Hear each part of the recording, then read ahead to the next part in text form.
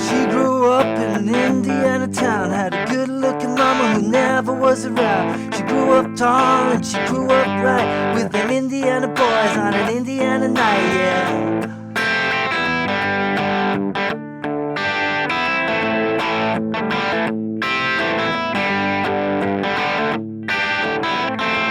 Well, she moved down here at the age of 18. She blew the boys away, it was more than they'd seen. I was introduced and we both started grooving. She said, I dig you, baby, but I gotta keep moving on. Gotta keep moving on.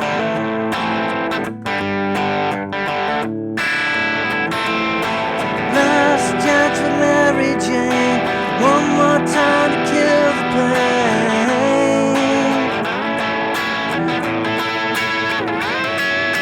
I feel summer creeping in and I'm tired of this town again.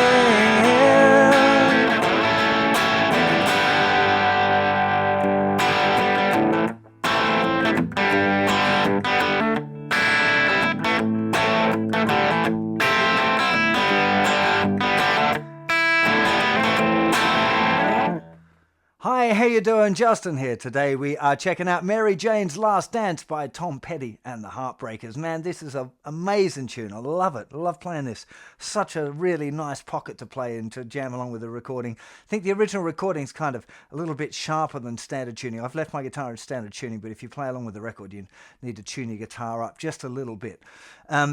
It's a kind of a funny tune because it should be simple. Like the chords are fairly easy, but to get the right pocket, to get the rhythm of it right and to make it sit right like the record is pretty tricky. And I still keep finding little kind of things about it that I want to pick up on my ears, grab, oh, like that's a nice way of doing this and that. So I'm going to try and share quite a few of them with you, I hope, over the course of the tune. But listening and playing along with the original recording is really where it's at for this, to try and pick up along the, pick up on the groove properly. There's a couple of guitar parts as well going at the same time, which can kind of make it a little confusing. It's a bit like that kind of Rolling Stones weaving thing where the guitars are kind of, it's not really like a lead guitar and a rhythm guitar. They're both doing rhythms and they weave together nice. So I'm just showing you like one guitar part, which is kind of a basic version of both parts kind of together that you could play on your own. If you want to investigate it further, it's similar chords, it seems to me, to on both guitar parts. You're just going to alter the rhythm and which notes you kind of pull out of the chord, which notes you accent from the chords. So let's start by looking at the chords like in a super basic way, and then I'll start digging a little deeper. So there's only really two chord progressions in this song. The first one, the verse progression, is only 3 chords. It's a 2-bar sequence. We start with regular old A minor for 2 strums, then to G chord for 2 strums, D chord for 2 strums, and back to A minor for 2 strums. Now I just want to point out there with the G chord, I nearly always play it like this, and I think this is probably the way you want to play it as well. It's the 3rd finger on the 3rd fret of the thicker string. 3rd finger also mutes the 5th string. Okay, you probably find that it does that without you having to try too much. 3 open strings and little finger down on the 3rd fret of the thinner string. So we're only using fingers 3 and 4 to play that kind of G chord, which is a nice one from the A minor. Makes it pretty simple to get to. The D change isn't difficult either. So you might want to just practice like doing your A minor, the G, D, and the A minor, using this other G, because it's a nice way of kind of getting through this chord sequence, and lots of other chord sequences, particularly any that involve a C chord, but this one doesn't, but that's the most common way of using this other 2-finger G. So if I just speed that up a bit, so A minor, G, D, A minor, and this is probably how you want to start. Just keep it real simple, 4 down strums to the bar. Have a go at playing along like that. She grew up in an Indiana town, had a good-looking mama who never was around, but she grew up tall and she grew up right with them Indiana boys on the Indiana line. Okay, get used to just the way especially if you're going to sing, keeping that strumming real simple first of all, and being able to sing and get along a kind of a relationship with where the words are going and where the strumming's going is a really good idea. It's just that sequence around. There's a few little kind of frills that I'm going to talk you through in a second. We need to talk a little bit about the rhythm and stuff first. But before we get there, I want to introduce this other rhythm, the other strumming pattern, rather, strumming pattern, chord progression. What am I talking about today? The other chord progression is the chorus, which is E minor for 2 bars, but it's normally just kind of strummed and held. So 1, 2, 3, 4, E minor, 2, 3, 4 to A, 2, 1, 2, 3, back to E minor, 1, 2, 3, 4, E minor again, 3, 4, and A, 2, 3, 4 to G, 2, 3, 4, and then we're back into our verse chord progression. So that's the only 2 chord progressions, but as I said, on a basic level, the chords are actually fairly simple. It's trying to get underneath that and listen to the rhythm and these other little frilly bits that you can pop in there that makes the big difference. Before we get into looking at any of the fancy chord movements that you can do, we want to spend a little bit of time talking about the rhythm, because the rhythm, it's not an easy one, right? Technically, it's not particularly difficult. It's not really fast or anything, but getting it nice and loose and in the pocket with the right amount of kind of string damping and muting and stuff is fairly tricky. Now, what I'd strongly recommend you do is get used to practicing rhythm patterns there with no chords. Just use your fingers to mute all of the strings, because as soon as we play chords as well, our ears kind of gravitate to listening to the chords, and you start worrying about that more than the rhythm. And with a tune like this, there's lots of different ways of approaching the chords, so really the thing that wants to be real super solid is the rhythm. Now, the rhythm pattern itself is, down,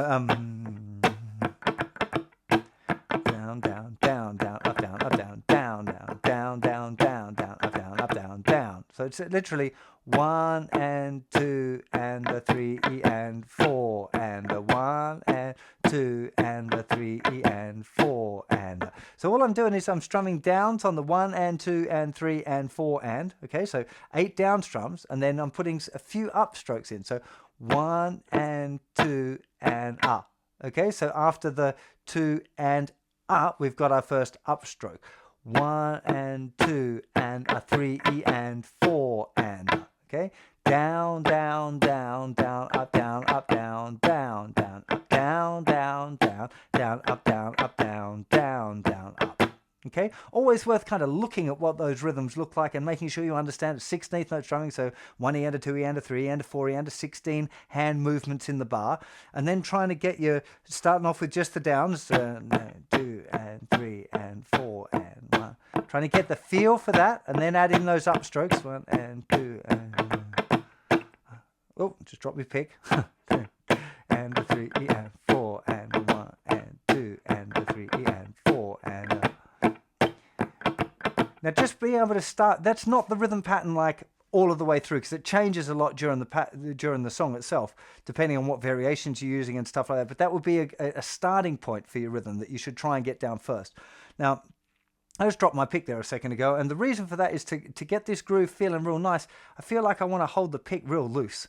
Okay, if I hold it tight, it tends to get kind of a bit tangled up in the string. So I'm looking for as looser grip on the pick as I can, hopefully without dropping it. But that's, you want to be feeling that's nice and loose and not holding your pick too hard. And the other part of this that becomes fairly difficult is the muting involved. So it's not just about going down, down, down, down, up, down, up, down, down, down, up. There's an extra element to this tune which makes it a little bit stickier. If I just do that same strumming pattern on those chords, so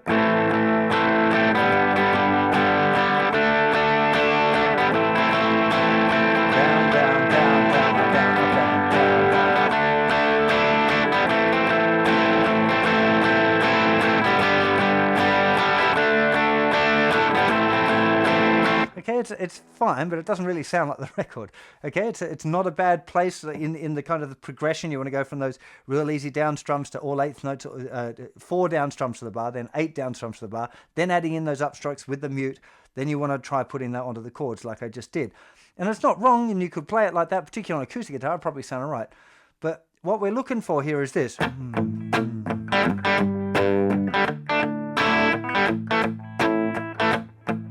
And what's happening is this part of my hand is spending a lot of time touching the string. So I'm kind of digging in a little bit with my whole hand and my arm is going in and touching all of the strings.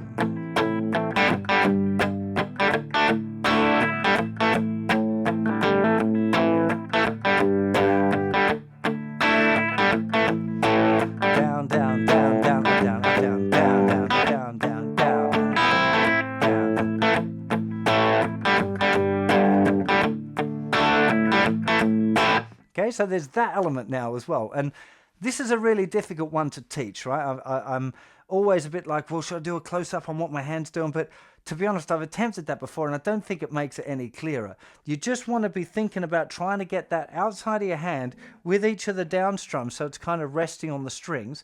And then sometimes when you want notes to ring out louder, you have to let your hand kind of, or make it lay off and not touch the strings. But to try and calculate exactly when each of those touches are would be so frighteningly complicated for me to explain and for you to learn. I don't think it's the right way to do it. I'm really sure that the guys that do this sort of stuff real well, Neil Young's another one of my favorite guitar players who does this style a lot, where it's real heavily muted. Check out like Old Man, you know, that kind of song. It's the same idea. It's this heavily muting with the outside part of your hand while you strum. It's just a practice thing, I think. It's just being aware that that's what you should be aiming for, and then having a go at applying it to that chord progression. So, you know, I've given you an outline of the chord sequence itself and a strumming pattern.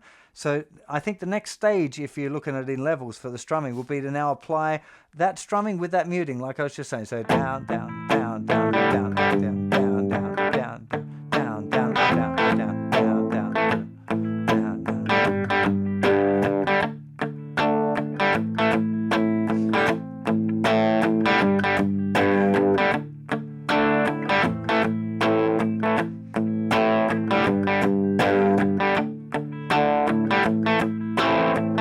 Now, the next kind of step up from that is trying to figure out what parts of the strings are being played, because definitely you can hear on the original recording, especially right at the intro, you can hear that there's some of the notes are getting picked out individually, like bass notes or thin strings, and again, trying to think about it too much makes it so complicated that you wouldn't be able to do it probably. I certainly wouldn't be able to teach it. You'd probably struggle learning it if I did try to explain it.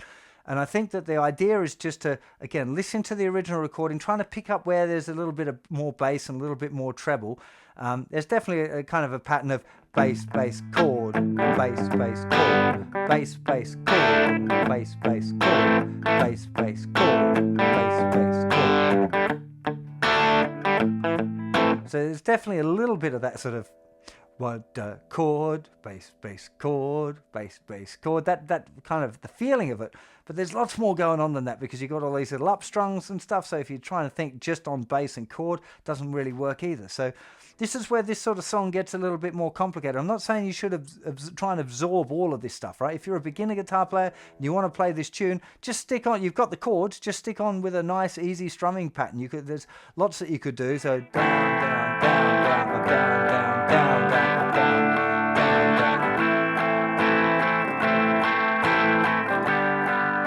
You don't have to get, you know, super fancy with it, but I think it's worth it with this kind of tune because it's not that difficult. It's just keeping the hand moving again. You know, I talk about this a hell of a lot, but it's really important to keep that hand moving, keeping it really relaxed. Like I said, holding the pick softly will help you kind of keep your forearm nice and relaxed. You don't want too much tension in there or it won't sound right.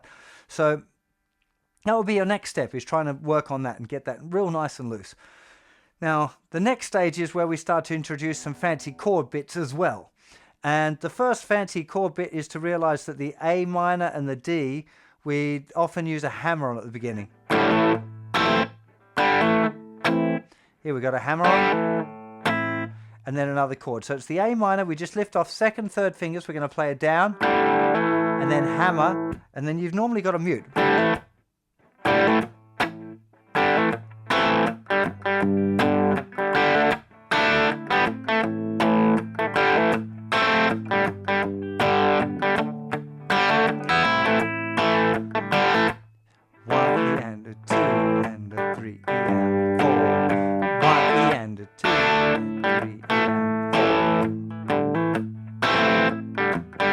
So with the A minor, it's just second and third fingers. Hammer on. There, the G. With the D, I think it's actually a D sus2 that's played on the record most of the time, not a regular full D. So you can play a full D, that's the harmonic function of the chord. But I think just lifting off second finger, so you've got the open D string, second fret, third fret, and then the open thinner string as well. That makes it sound more like the record to me on both guitar parts. And you're going to be hammering them with your first and third finger. And then you've got your sus2 with the open E string. That really makes it.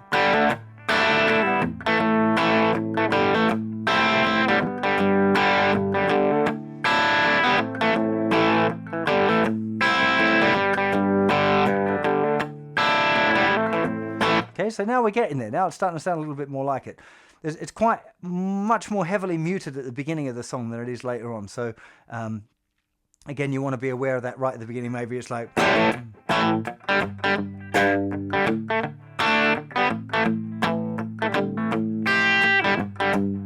bit more like that at the start, like really heavy. I'm putting a lot of mute on, making sure that it's far enough away from the bridge that when you touch the strings, you get a proper mute, not just like a power chordy kind of rock mute. That's not what you're after. You're after a kind of a cut there most of the time. And there's one other little fancy trick that gets used most of the way through the tune, actually. It's a very nice one. You hear it particularly again in the harmonica solo bits. And that's on the A minor. You're going little finger, going down the third fret of the thinner string. There, 1 and 2, on beat 2. And then there's an upstroke on the and after 2. 1 E and a 2 E and up. That upstroke, first upstroke you're doing, down, down, down, up. You're going, and actually you're playing the G chord, but you've played the open E string. It makes it a G6 chord really, so A minor. So at this point we're playing the G and we're just using the third finger on the root note on the third fret of the thicker string. The rest of the strings are open. The fifth string's muted, of course. Okay, that'll be muted by third finger. D. And then on the D again he does the same thing. So D, little finger goes down. So it's a D sus4 chord really. Little finger goes down in the third fret of the thinner string. Again.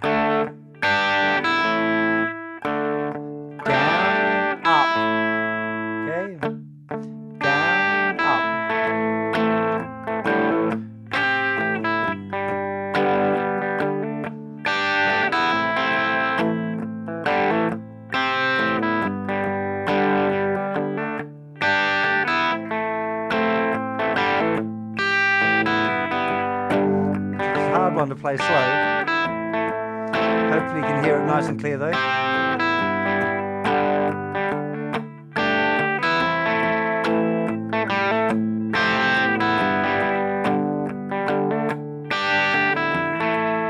Okay, and that's really the groove most of the way through the tune, okay, and variations upon that. I'm not trying to say like that's the definitive one, because there's different guitar parts, and there's at each different section of the song there's a different amount of kind of embellishment of the chords. The general one will be the A minor G and then the D sus2 back to the A minor again. That chord sequence, the adding the little finger down trick for that makes it an A minor 7 and a D sus4. That section is less common, but you again, now that I've played it to you and you know what it is, listening to the original recording and trying to pick up where it's coming in and out would be a really good idea.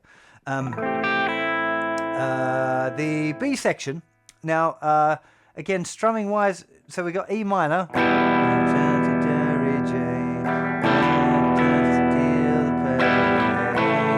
So letting those chords ring out nice and long is cool, and it makes it a bit different, especially if the verse has got lots of strumming in it. I'm always talking about trying to keep the verses and the choruses a bit different to keep it interesting for the listener, especially if you're playing on your own.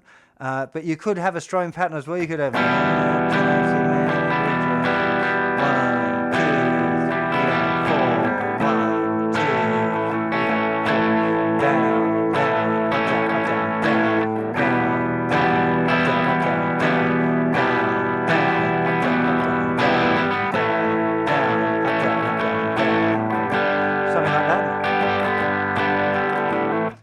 If you wanted a specific strumming pattern. again, you can be a little bit free with this kind of a part. There's a really nice thing that happens on the A chord, which I want to explain to you as well. So it's just got the E minor. Chance for Derry Jane, one last chance for you.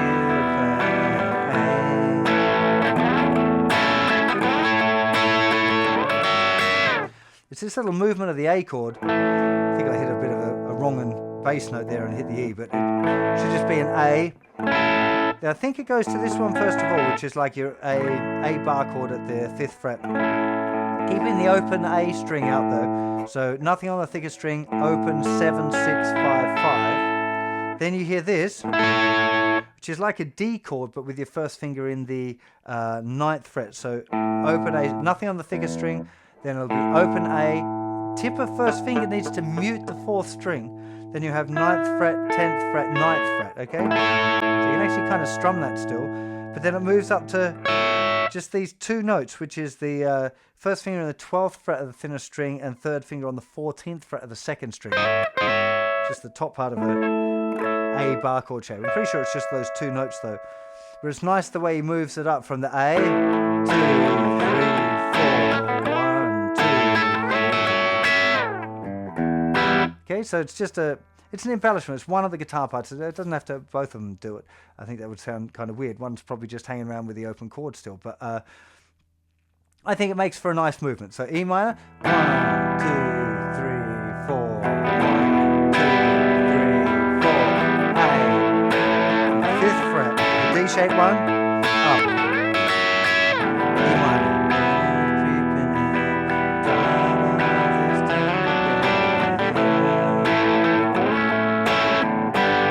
And then that second time through, that sequence is going to a G chord for 1 bar. So E minor, A, E minor, A, G, and then we're back into the other chord sequence. So it's there's lots of interesting little things there to have a play about with, but none of them have to be. I suppose I should figure out what I'm doing for the rhythm pattern on that A chord actually, because I know someone's going to ask you if I don't. 1, 2, 3, 4.